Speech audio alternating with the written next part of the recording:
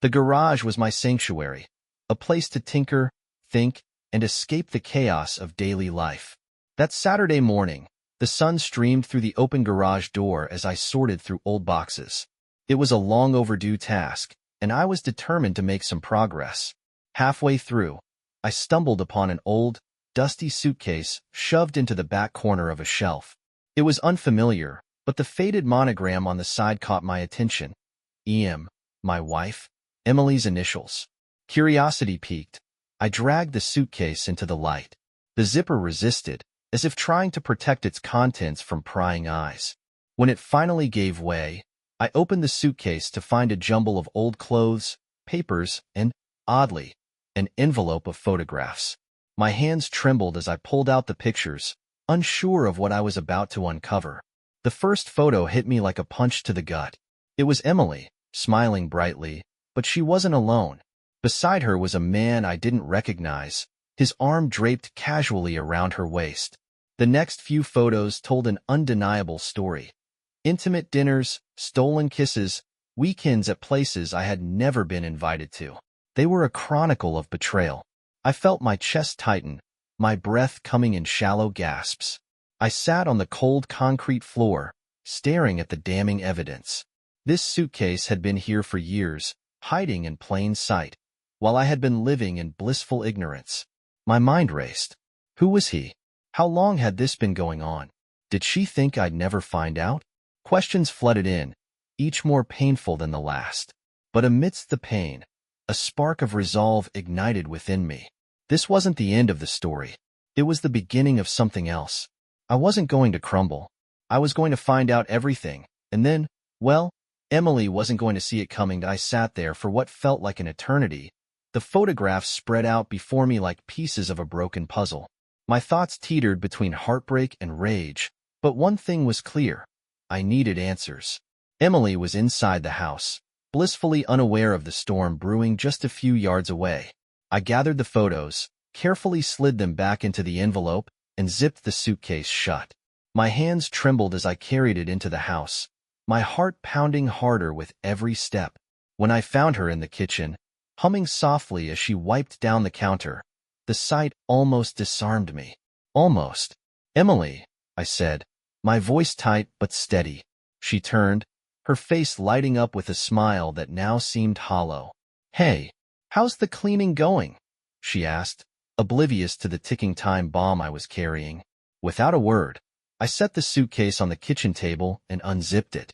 Her smile faltered as I pulled out the envelope and laid the photos on the table, one by one. Her face drained of color, her hands frozen mid-movement. What is this?" she stammered, her voice barely above a whisper. "That's what I'd like to know," I said coldly. "Who is he, Emily? How long has this been going on?" She opened her mouth, but no words came out. The silence stretched between us, suffocating and raw. Finally, she sank into a chair, her hands gripping the edge of the table as if it might anchor her to reality. I don't know what to say," she muttered, her voice shaking. "How about the truth?" I snapped. "For once, just tell me the truth." Her shoulders slumped, and she looked at me with eyes that seemed more ashamed than sorry. "It was a long time ago," she began, her words tumbling out in a rush. "It didn't mean anything. It was a mistake." I laughed bitterly, holding up one of the photos of them on what appeared to be a romantic weekend getaway. "This doesn't look like a mistake to me, Emily. This looks like a whole damn affair." She flinched at the word, and I pressed on. "How many times? Where did it happen? Was it here? In our home?" Her voice rose defensively. "It wasn't like that. I ended it years ago, I swear." I slammed my hand on the table, and she jumped. "Years ago? Then why keep the evidence? Why hide it in our garage?" Her face crumpled, tears spilling down her cheeks. "I didn't mean for you to find out like this," she sobbed. "I wanted to tell you, but I was scared. I thought I could just move past it." Her words only fueled my anger. "Move past it? You don't get to make that decision for me, Emily. You destroyed our trust, and now you want me to just forgive and forget?" She reached for my hand, but I pulled away, standing over her with my jaw clenched. "You took away my right to know the truth, And now, I don't know if I'll ever be able to trust you again." For a moment, she was silent, staring at the floor as her tears pooled on the table. Then she looked up, her voice trembling. "What are you going to do?" I stared at her, the woman I thought I knew, now a stranger sitting before me. "I don't know yet," I said finally, "but you can bet this isn't over." The hours that followed our confrontation were a blur. Emily retreated upstairs, her muffled sobs echoing through the house, while I paced the living room, consumed by a storm of emotions. Anger, disbelief, and a sense of betrayal I couldn't shake. It all collided in my chest. But beneath the chaos, a cold determination began to take hold. If she thought this was over, she was wrong. I needed to know everything. I sat down at my desk and powered up my laptop. Over the years, Emily had been meticulous about her routines, her work, her social life. Everything about her had seemed so predictable, so solid. But now, that predictability felt like a mask, and I was going to rip it off. First, I opened our shared cloud account. It was a long shot, but sometimes people were careless with what they stored. As I sifted through folders of vacation photos and tax documents, my pulse quickened. Hidden in a folder marked Work Projects was a set of files that didn't belong. Emails. Messages. They were dated from years ago, around the same time the photos must have been taken. I clicked on the first email, and there it was. His name, Marcus. The email started innocently enough, discussing work-related topics. But as I read on, they took a darker turn. Flirtation laced through their words, growing bolder with each exchange. Then came the plans, dinners, hotel stays, weekends. My stomach churned as the evidence mounted, each email a nail in the coffin of my trust. The worst part? The messages revealed something Emily hadn't told me. Marcus hadn't ended things. In fact, he had reached out just months ago, trying to rekindle whatever they'd had. She hadn't responded, at least not in these emails. But the mere fact that he was still lurking in the shadows made my blood boil. I closed the laptop, leaning back in my chair as the weight of the truth settled over me. This wasn't just a fling from the past. It was a web of deceit that had lasted far longer than Emily cared to admit. And if Marcus thought he could crawl back into our lives, he was about to learn just how wrong he was. I grabbed my phone and dialed a number I hadn't used in years. Derek, an old friend who worked as a private investigator. If anyone could help me get the answers I needed, and make sure Marcus stayed out of our lives, it was him. "Derek," I said when he answered, my voice steady despite the rage simmering beneath the surface. "I need a favor." "Long time no talk," he replied, his tone curious. "What's going on?" "I've got a situation," I said, giving him a brief rundown of what I'd discovered. "I need everything you can find on this guy, Marcus. Where he works, where he lives, and any skeletons in his closet. I want it all." Derek was silent for a moment, then let out a low whistle. "That's heavy, man. You sure about this?" "Dead sure," I replied, the resolve in my voice leaving no room for doubt. "He messed with my life. Now, I'm going to mess with his." "All right," Derek said. "Send me what you've got, and I'll get started. But tread carefully, okay? This kind of thing can get messy." "Messy is fine," I said, my jaw tightening. "Just find him." As I ended the call, a sense of purpose settled over me. Emily had made her choices, and Marcus had played his part. Now it was my turn to decide how this story would end, and I wasn't going to let either of them walk away unscathed. The next morning, I woke early, my mind already racing. Sleep had been elusive, stolen by flashes of the photos, the emails, and Emily's tearful face. But I wasn't done.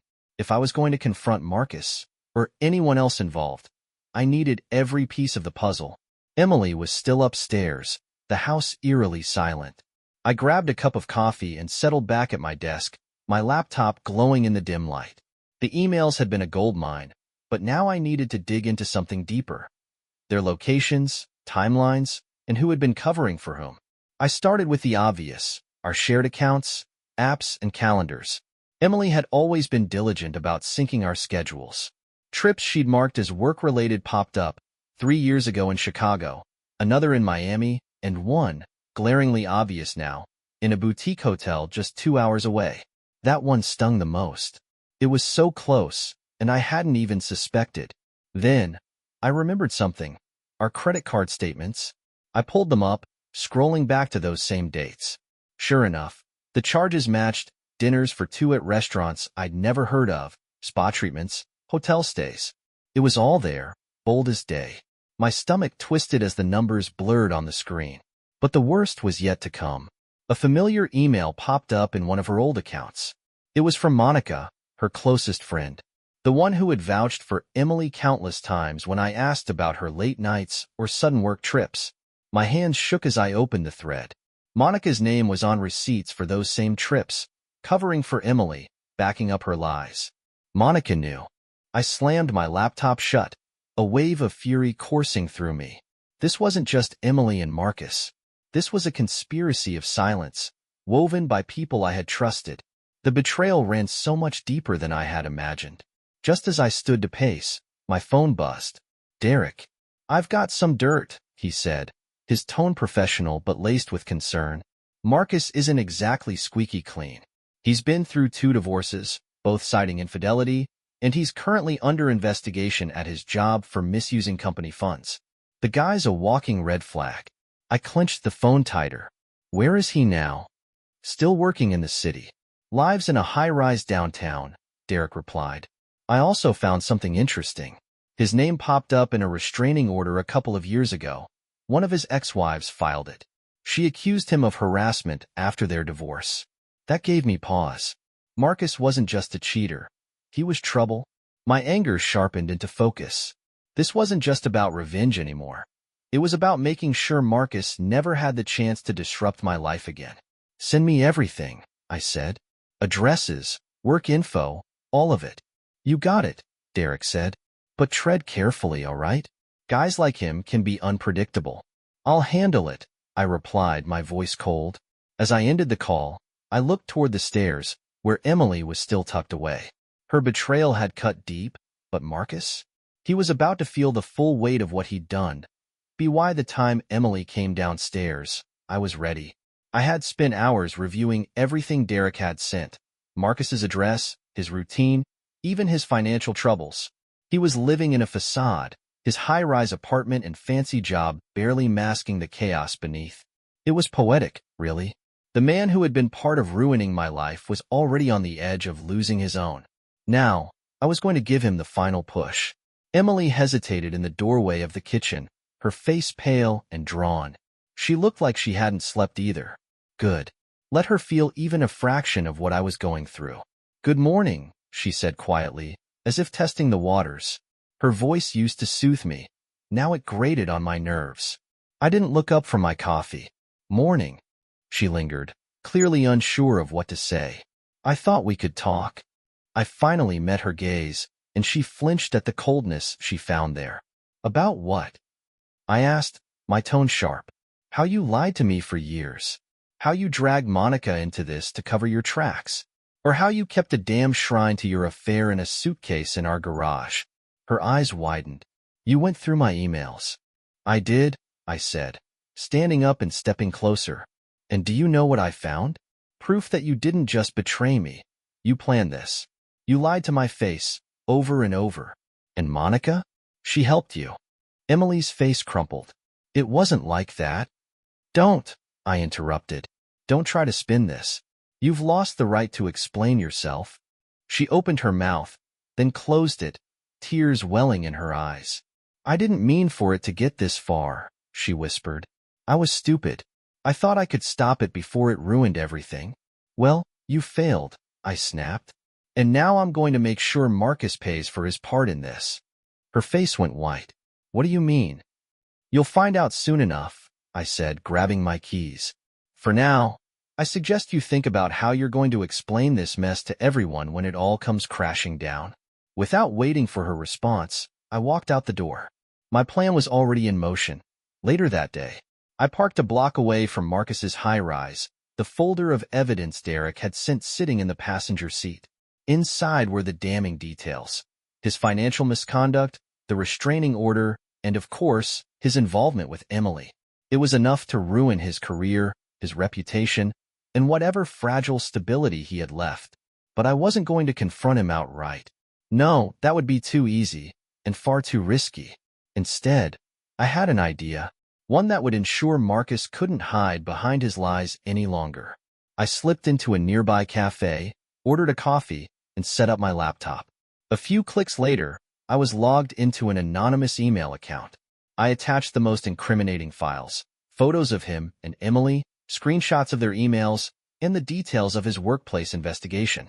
The email's recipients, his employer, his ex-wives, and a handful of mutual friends I'd uncovered during my research. I made sure the message was concise, professional, and impossible to trace back to me. Subject: urgent. Misconduct by Marcus, last name. Body: to whom it may concern. Attached are documents and evidence detailing ongoing misconduct by Marcus, last name. Please review and take appropriate action. No name, no explanation, just the cold, hard truth. I hovered over the send button for a moment, feeling the weight of what I was about to do. Then, with a single click, I set the wheels in motion. That evening, back at home, I found Emily sitting in the living room, staring at her phone. She looked up as I walked in, her face pale. "What did you do?" she asked, her voice trembling. I didn't answer. I simply poured myself a drink and sat across from her, letting the silence stretch. Finally, I met her gaze. "I did what needed to be done," I said calmly. "You'll see soon enough." The next day began like any other, or so it seemed. I went about my morning routine, ignoring the tension that hung heavy in the air. Emily was quieter than usual, her phone clutched in her hand as if it were a lifeline. She had no idea what was coming, and I wasn't about to warn her. As I sipped my coffee, my own phone buzzed. It was a text from Derek. "Derek, your message worked. Marcus's office is in chaos. He's been called into an emergency meeting with HR. Word is, they're not happy." I couldn't help but smile. Good. That was step one. Later that morning, Emily's voice carried from the kitchen, tight with urgency. "I don't know what's happening, Monica," she said, her tone panicked. "Marcus just called me. He said someone sent an email to his office with photos and details about his personal life." I leaned against the doorway, arms crossed, and watched her pace. She didn't see me at first, too wrapped up in her conversation. "No, I don't think it's a coincidence," she continued. "He's furious. He thinks someone's out to get him." She turned then, her eyes locking onto mine. Her face paled, and she faltered mid-sentence. "I have to call you back," she mumbled, ending the call abruptly. "What's wrong, Emily?" I asked, my voice deceptively calm. "Trouble in paradise?" Her mouth opened and closed, but no sound came out. I stepped closer, my eyes narrowing. "Let me guess. Marcus called because he's finally facing consequences. What a shame." Her lips trembled. You did this." "I did," I admitted, the anger simmering just below the surface.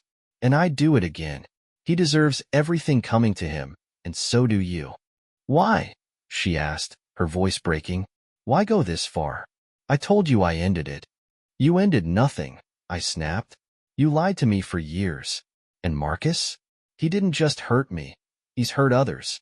You think I'd let him walk away unscathed?" She sank into a chair, her head in her hands. "You're destroying everything." "No, Emily," I said coldly. "You already destroyed it. I'm just finishing the job." Afternoon. Derek called later with an update. Marcus was escorted out of the building. HR didn't waste any time. Word is they've launched a formal investigation into his finances, too. Looks like his past is catching up with him. I allowed myself a moment of satisfaction. It wasn't just about revenge anymore. This was justice, for me, for everyone Marcus had wronged.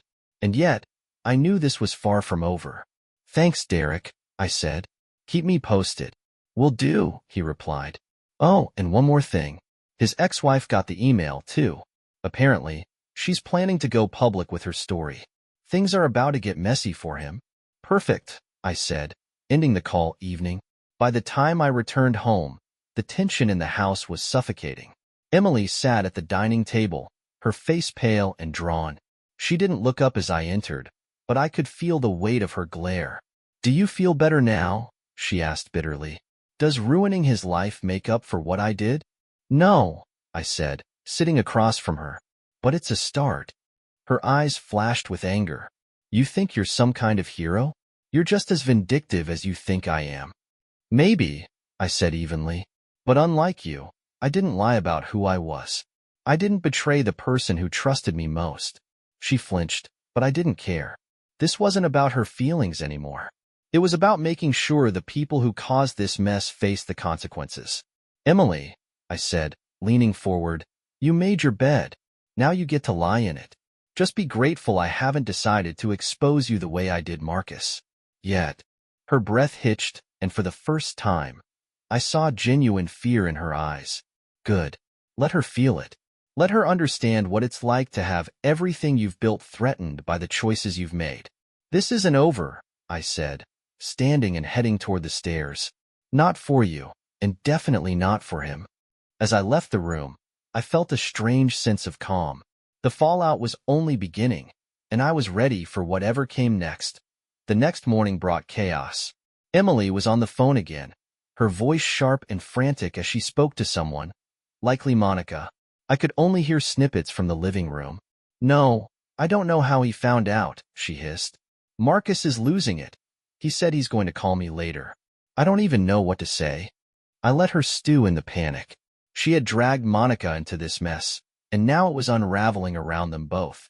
Good. Maybe they'd finally understand the weight of their actions. Around noon, I got a text from Derek. Derek, heads up. Marcus is on the warpath. He's been calling people, trying to figure out who sent the email. Word is, he's blaming everyone but himself. I smirked. Of course he was. Men like Marcus didn't own up to their mistakes. They blamed others, played the victim, and tried to claw their way out of the hole they dug. But this time, there was no escape. I replied, let him try. He doesn't have the spine to do anything real. Still, I wasn't naive. Marcus might be spineless, but desperation made people dangerous. I decided to keep my guard up, just in case. That evening, Emily finally approached me. She stood in the doorway of my office, her face pale and her eyes red-rimmed. For a moment, she looked like the woman I had fallen in love with, vulnerable, sincere. But I wasn't going to let my guard down. Not now. We need to talk, she said softly. I leaned back in my chair, crossing my arms. Talk about what? How you lied to me. How you and Monica helped each other cover it up. Or how your lover is now reaping the consequences of his actions. Her lip quivered, but she steadied herself. I'm sorry, she whispered. I don't know how else to say it. I screwed up. I made the worst mistake of my life, and I've been trying to fix it ever since. But you won't let me. Fix it? I said, my voice cold. You don't fix betrayal, Emily. You endure the fallout. That's all you get. Her hands clenched into fists at her sides. So what now? You've ruined Marcus's life. What else do you want? Do you want me to leave? Do you want a divorce? Just tell me what you want. Her outburst hung in the air, sharp and raw. For the first time, I saw a glimmer of defiance in her. It should have angered me, but instead, it made me pause. This wasn't the broken, pleading woman from days before. This was someone fighting to salvage what little she had left. I stood slowly, locking eyes with her. What I want, Emily, is for you to understand what you've done. Not just to me, but to us. To our marriage. And maybe, just maybe, to start taking responsibility instead of asking me to clean up your mess. She flinched, but she didn't back down. I'm trying, she said, her voice trembling. I'm trying to be better. To prove that I can earn back your trust. But you're just tearing everything apart. I shook my head, a bitter laugh escaping my lips. No, Emily. I'm just shining a light on the cracks you tried to hide. If everything is falling apart, that's on you. Her shoulders slumped, and she nodded slowly. You're right, she said, her voice barely above a whisper. You're right. For a brief moment, silence filled the room. Then she turned and walked away, leaving me alone with my thoughts. I didn't feel triumphant. If anything, I felt more hollow than ever. Later that night, my phone buzzed with a call from Derek. You're not going to believe this, he said, his tone grim. Marcus just showed up at Emily's work. What? I asked, gripping the phone tighter. What did he do? He made a scene, Derek said. Yelled about how she ruined his life, demanded answers. Security escorted him out, but not before half the office saw. It's a mess. I clenched my jaw, a new wave of anger rising within me. Marcus was spiraling, and now he was trying to drag Emily down with him. As much as I despised her actions, I wasn't going to let him turn this into her humiliation.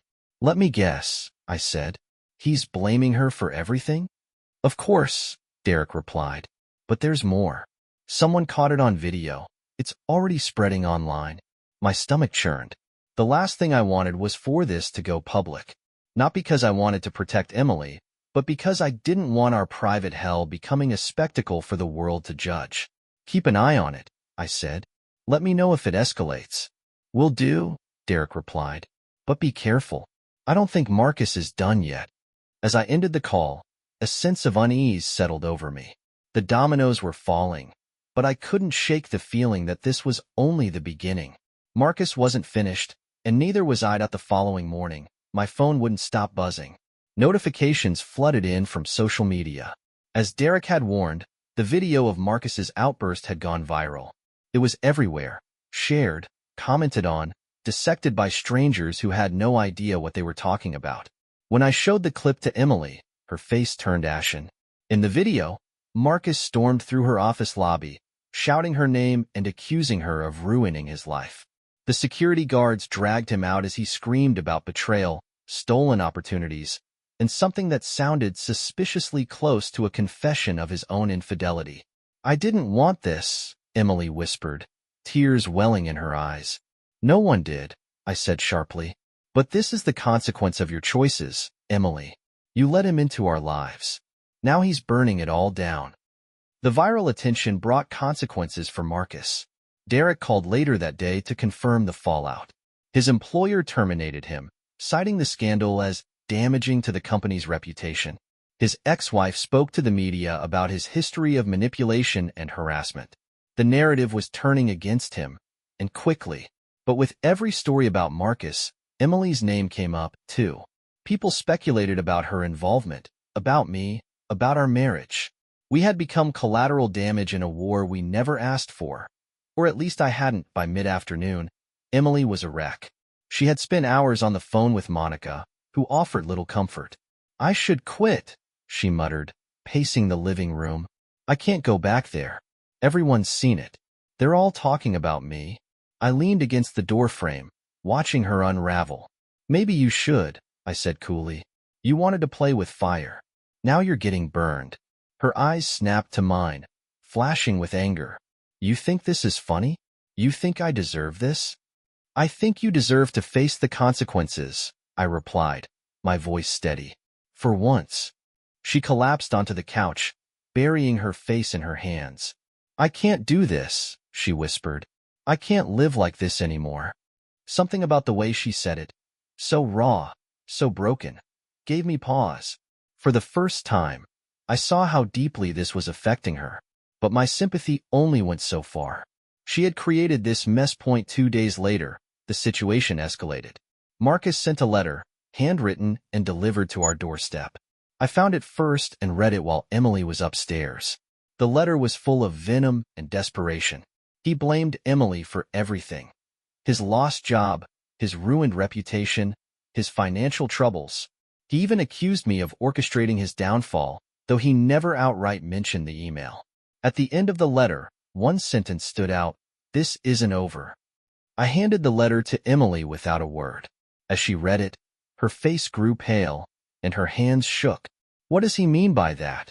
she whispered. "I don't know," I said, "but I'll make sure he doesn't come near us again." I called Derek immediately and forwarded him a photo of the letter. "Keep tabs on Marcus," I said. "If he makes one wrong move, I want to know about it." 2 nights later, the line was crossed. I woke to the sound of shattering glass. Running downstairs, I found one of our living room windows broken, a rock lying on the floor. Attached to it was another note from Marcus. "You can't hide from this." Emily came running down, her face a mask of terror. "What the hell is going on?" she cried. It's him, I said, my voice cold. He's trying to scare us. I called the police and filed a report. They assured me they'd patrol the neighborhood, but their tone told me not to expect much. The next morning, I installed cameras around the house and reinforced the locks. Marcus wasn't just a disgruntled ex-lover. He was dangerous. Derek called me a few days later with news. Marcus had been arrested. He'd shown up at his ex-wife's house, drunk and belligerent, and violated the restraining order she had filed years ago. He's facing charges, Derek said. This should keep him out of your hair for a while.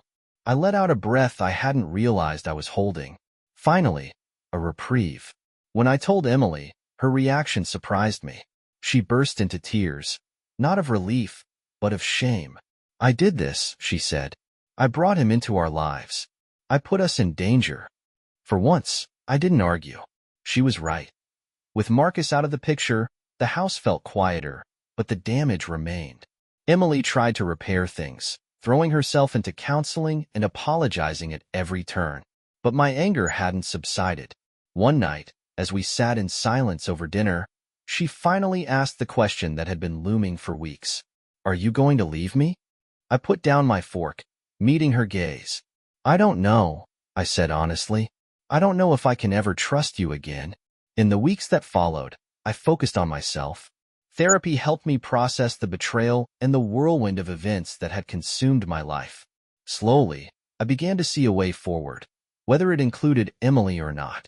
One day, she handed me a letter. I wrote this for you, she said. It's everything I couldn't say out loud. I read it that night. It was raw, heartfelt, and filled with remorse. For the first time, I saw how deeply she regretted her actions, not just because of the fallout, but because of the pain she had caused me. In the end, I made my choice. I sat Emily down and told her the truth. I can forgive you, I said, but I can't forget, and I can't be the person you need anymore. This marriage, it's broken beyond repair. She nodded, tears streaming down her face. I understand, she whispered. We filed for divorce a month later. It wasn't easy, but it was necessary. Walking away wasn't just about letting go of the pain. It was about reclaiming my life. As I closed that chapter, I felt something I hadn't felt in a long time. Peace. The road ahead was uncertain, but it was mine to walk.